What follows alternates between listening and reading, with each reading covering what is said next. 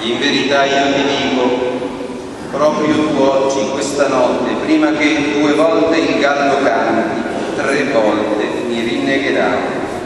Ma egli con grande insistenza diceva: anche se dovessi morire con te, io non ti rinnegherò. Lo stesso dicevano pure tutti gli altri. Giunsero a un podere chiamato Getsemani, ed egli disse ai suoi discepoli: sedetevi qui mentre io prego. Prese con sé Pietro, Giacomo e Giovanni, e cominciò a sentire paura e angoscia. Disse loro: la mia anima è triste fino alla morte, restate qui e vegliate.